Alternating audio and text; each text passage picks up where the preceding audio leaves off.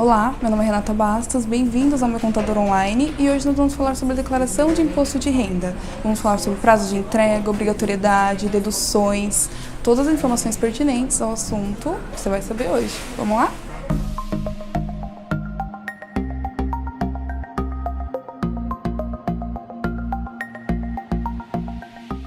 Bom, o que é DIRPF, né, ou IRPF? A gente fala DIRPF porque a sigla é Declaração de Imposto de Renda de Pessoas Físicas.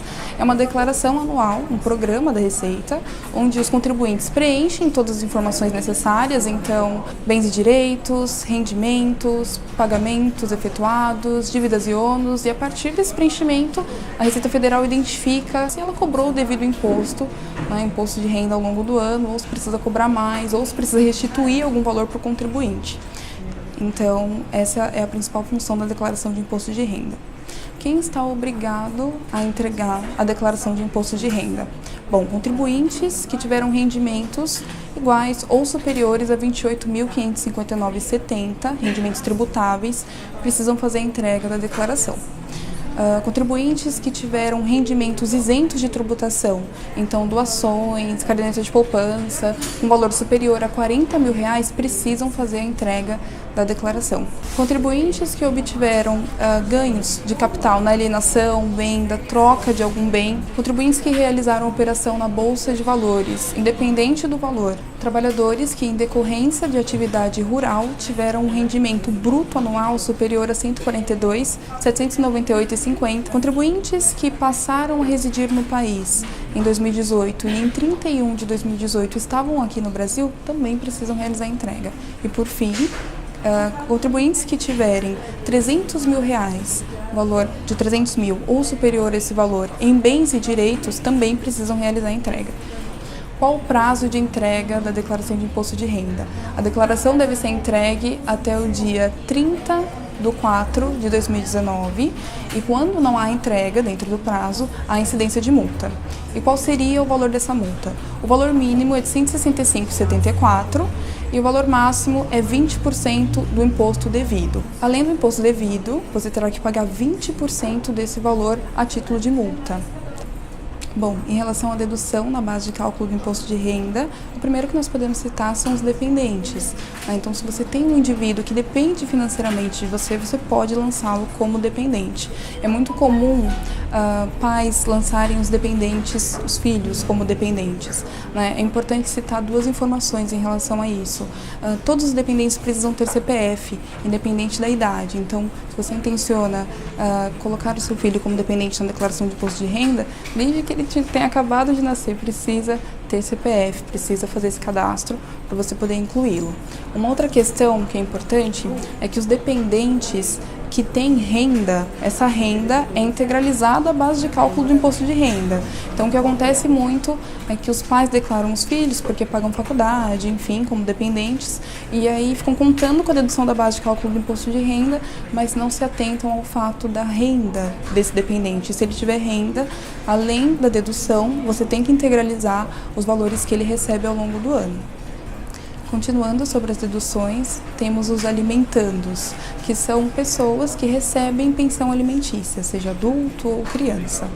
Então, se você paga a pensão alimentícia, você consegue deduzir esse valor integralmente da base de cálculo do imposto de renda. É importante informar que o alimentando, ele precisa informar esse recebimento em rendimentos tributáveis. Então, se você está recebendo, você precisa informar em rendimentos tributáveis, porque esse valor ele não é isento de tributação, ele é tributável. É importante lembrar que o alimentando, ele só pode declarar, né, ali em rendimentos tributáveis, o valor que foi determinado por ordem judicial. Então, mesmo que a pessoa que está pagando a pensão pague a mais, esse valor ele entra como doações, algo do gênero. Na verdade, você só pode declarar como rendimentos tributáveis e a pessoa que está pagando só pode declarar lá em pagamentos efetuados o que foi estabelecido pelo juiz. Então, outros valores precisam ser declarados em doações. as despesas com educação são dedutíveis da base de cálculo do imposto de renda.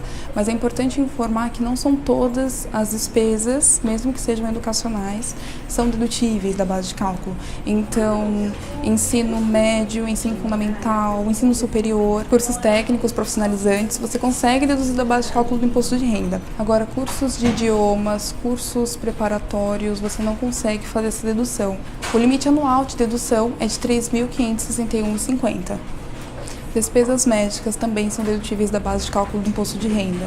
Elas são dedutíveis integralmente, então é importante manter recibos, é importante manter notas fiscais, tudo o que for relacionado à despesa médica que você intenciona declarar para deduzir da base de cálculo do imposto de renda, é importante arquivar esses documentos.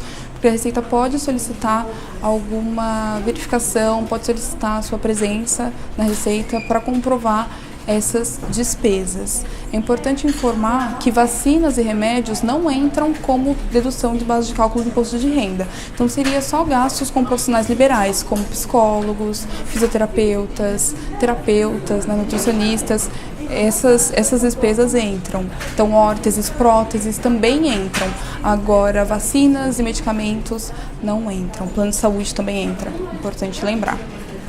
Valores pagos à Previdência Social também são dedutíveis da base de cálculo do imposto de renda.